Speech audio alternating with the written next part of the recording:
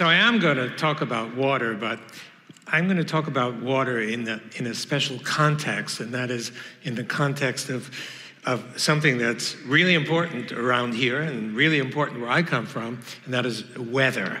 And so I want to talk about water and weather, and I hope to demonstrate to you that something is really important about weather that we haven't realized before, and that is electrical charge, which fits nicely into the theme of this conference. And I guess a shorter title would be, Should I Bring an Umbrella to Work?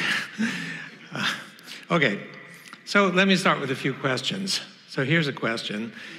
Sometimes above the water, you see a single cloud. But that's weird because, you know, the water is evaporating from everywhere, so how come only one cloud when the vapor rises all over? Is there some attraction of moisture that comes and pulls the moisture into this cloud, or something else? How do we understand this? How come there's not one broad cloud that exists over the water? Another one, maybe you haven't thought about this, but what keeps the cloud afloat? Cloud consists of water. Water is heavy. A cloud like this consists of, I could give you in kilograms the weight and such, but it's convenient to talk about the weight in terms of elephants. So this is the equivalent of perhaps 1,000 or so elephants. And how come the elephants don't fall on your head? Maybe that's a question that you haven't thought about, but some people have. And then, you know, in Seattle where I live, we get a lot of rain, and we see dark clouds. Sometimes they release the rain, and other times they don't. And so what gives? How come? What makes it rain, and why sometimes does it not rain? So we're talking about water, and water is something about which we know. So I want to start from a few principles that have been developed over the past years, and then go on from there to talk about how these principles can be applied to get a better understanding of weather. And it starts with this book that Don Scott mentioned, and it starts with this book that Don Scott mentioned, and we uncovered a different phase of water beyond solid, liquid, and vapor. And it's the basis, it comes from a lot of experiments that we did, and I think rather straightforward interpretations. And I just want to give you a summary without presenting the evidence for what we found. So we found that if there's water, and the water sits next to a hydrophilic material, in particular, not hydrophobic, but hydrophilic, water-loving, what happens is that the water transitions into a completely different structure, a layered structure, honeycomb kind of structure that builds in layers from here, one after another, and just keeps going on. And in fact, typically, we find up to millions of molecular layers that undergo these transformations. We call them EZ, or exclusion zone layers of water, because we find experimentally that as these grow, they push out all particles and solutes. So it's rather pure substance that we get here that's solute-free.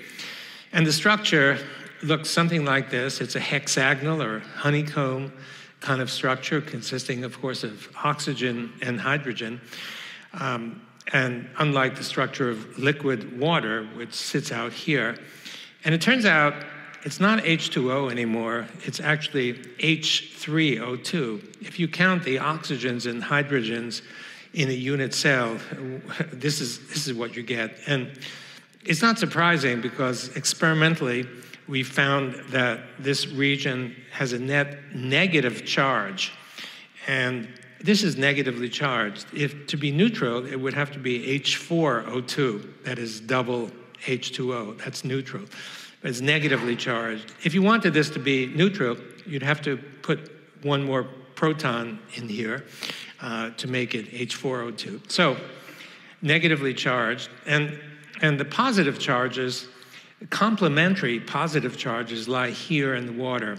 And the reason is that in order to build these, what happens is the water molecule is breaking into its component parts, into OH minus, which sits here, lines up to give you this structure, and H plus, protons. So this is negative, and this is positive. And what that does is to form a kind of battery. This is the hydrophilic surface. This is the water. And this negatively charged EZ, or we call it fourth phase of water, is sitting here. And the complementary protons are sitting here. It's got potential energy, just like a battery. And in fact, the energy to charge this comes from light. We found that. So the question is, how does this potential energy play into weather? Everybody's interested in the weather. Nobody really understands it. And I think the answer is profoundly. And I want to present to you some, well, rather than really evidence, some of it is evidence and some of it is conjecture, to give you perhaps some idea that differs from the conventional idea and what is responsible for weather. We start with the water cycle. And many of you have seen this before. Here's the atmosphere and the clouds, and we have precipitation, which could be water or it could be ice and snow, and the groundwater flows down into the oceans, and it evaporates, and the evaporated water condenses, and so on. And so some of the water that exists, it couldn't be millions of years old, same molecules that get recycled over and over. And so we deal with ice and snow. We deal with snow melt, evaporation, condensation, and then precipitation. And that's what I want to talk about. And I'd like to present to you and argue that these are qualitatively different from what you think what you might have learned. So we're going to talk about this water cycle and weather. And I want to talk first about water and ice, which you saw in the upper left, then evaporation, condensation, precipitation, and then wind, something that many of us never really think about, but it's certainly around, and weather exotica. I'm not sure how much I'll get through, but let's see. So we start with water and ice.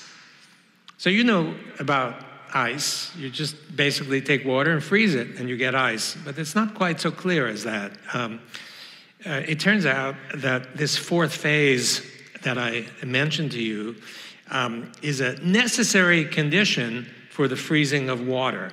So we all think that when you freeze water, you go from water to ice. But what we found, and is described in the book, and I'll show you a few slides, is that water doesn't really transition directly to ice. It transitions to EZ, whose structure is not so different from ice. It's not ice, but not so different, and then to ice.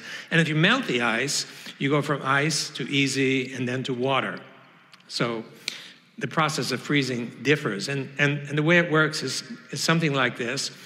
You start with the EZ structure. Remember, there are these hexagonal sheets that pile on one another. You may not have noticed it, but each sheet is slightly displaced from the sheet behind it.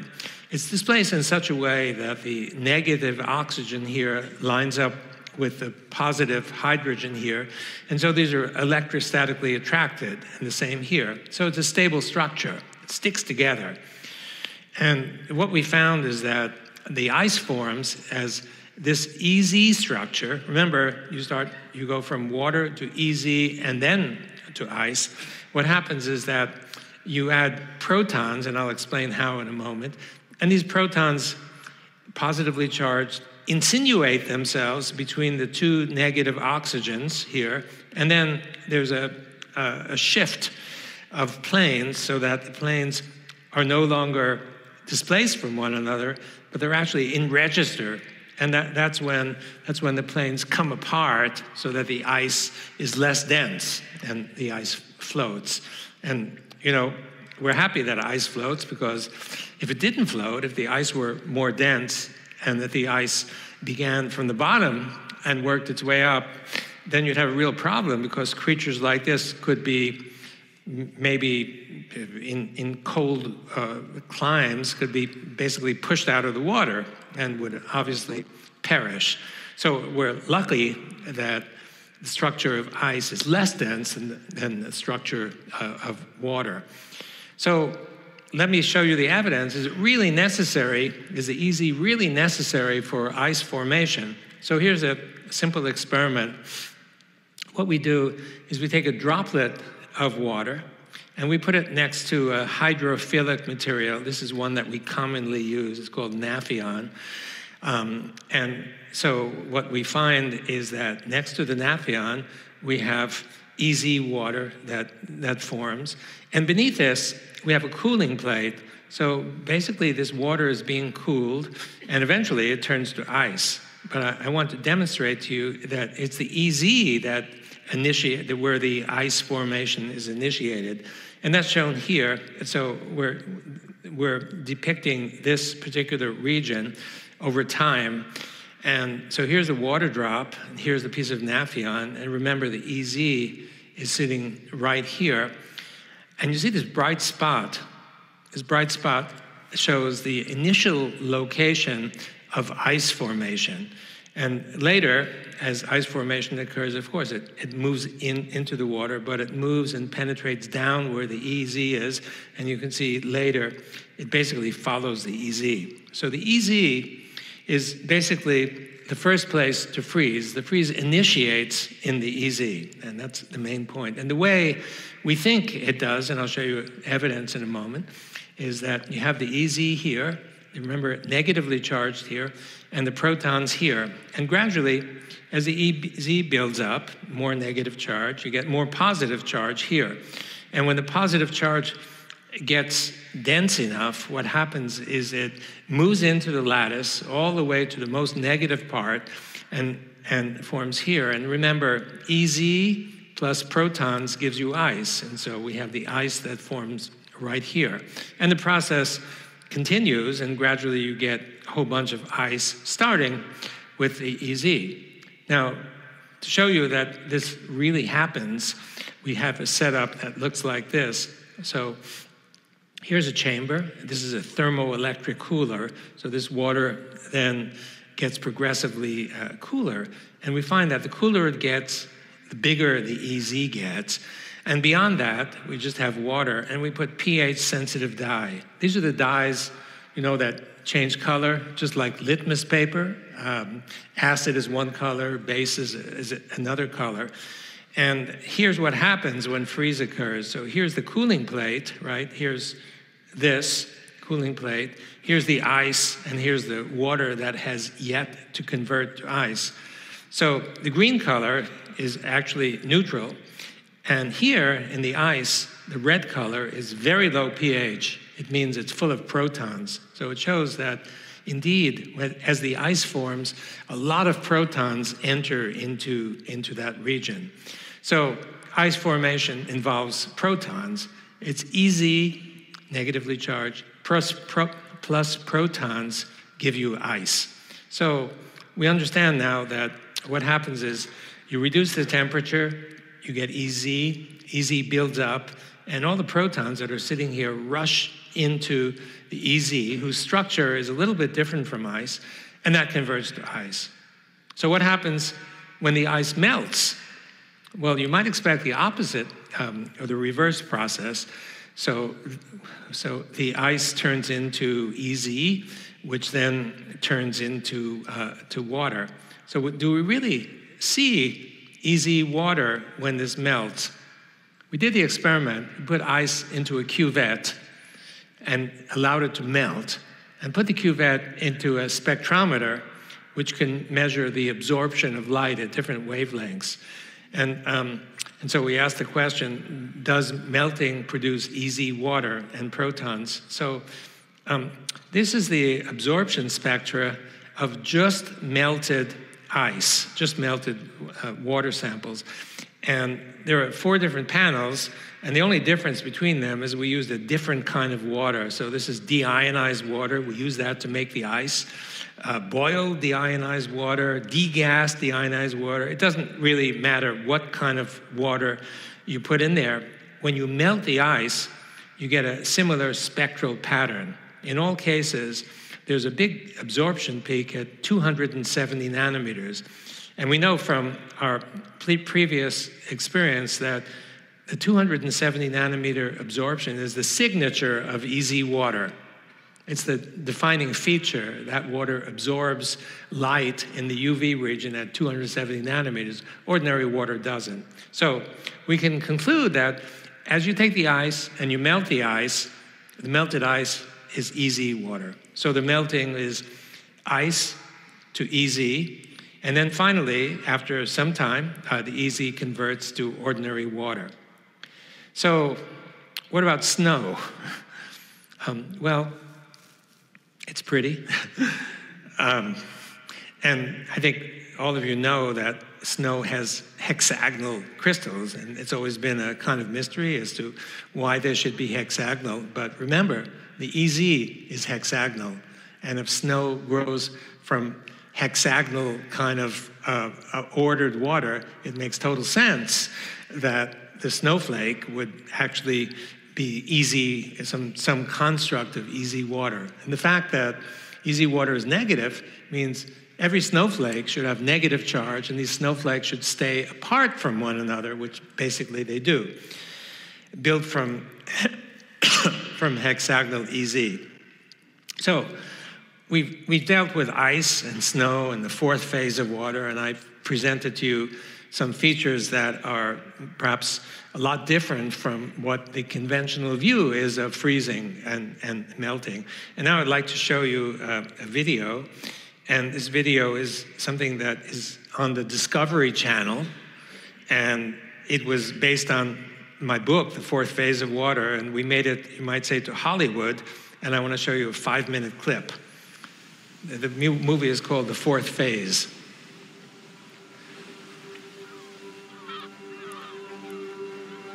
It was done by a famous snowboarder, Travis Rice. From when I was a kid, I've always been intrigued with water and how we interact with it. Since then, traveling the world snowboarding, the concept for this trip evolved to follow the hydrological cycle around the North Pacific.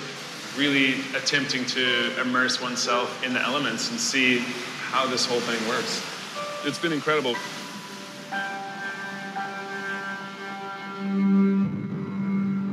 As children, we're all motivated to find the truth. A child looks around and is learning truths all the time. We have this natural tendency to explore. I'm Gérald Pollack, and I'm a professor of bioengineering at the University of Washington in Seattle. It can be really challenging to keep an open mind in these days. Scientists have become more hesitant to challenge perceived truth. How are you doing, Lee? So it's working? Yeah. There's some books that suggest that essentially we've kind of reached the limit of what there is to know. I'm shocked by this perception.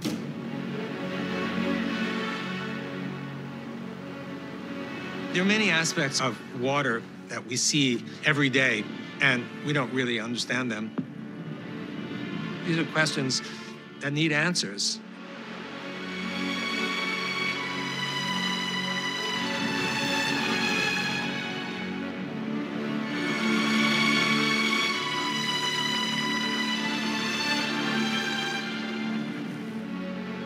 We all learned that water has 3 phases: solid state, the liquid state, and also the vapor state. However, you can't explain all the known properties of water with 3 phases alone.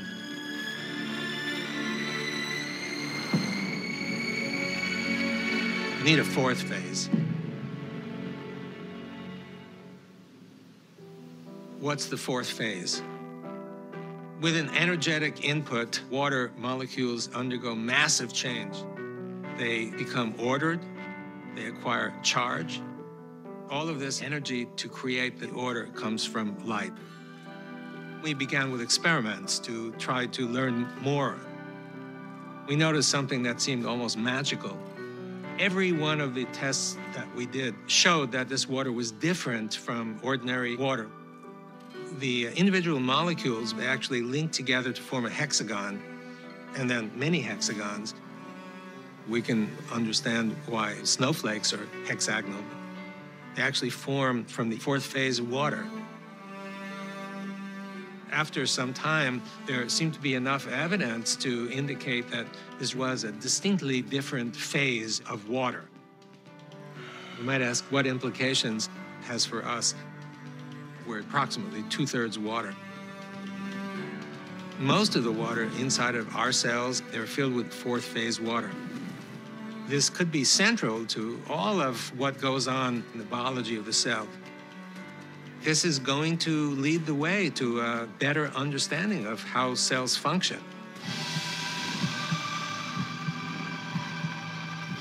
I think part of the beauty of the fourth phase, especially as it relates, I guess, to this film, is the concept that not everything is as it appears to be.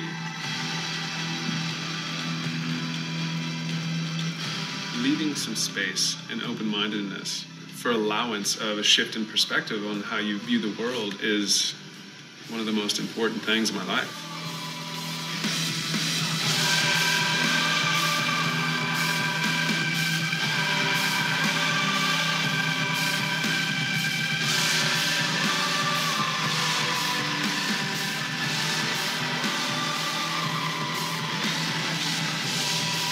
Being a scientist is a search for truth. We somehow need to change the system so that we're looking for ideas whose outcome has the capacity to really shake the earth and create breakthroughs, if not revolutions. You need to dig deeper and deeper in order to find the truth.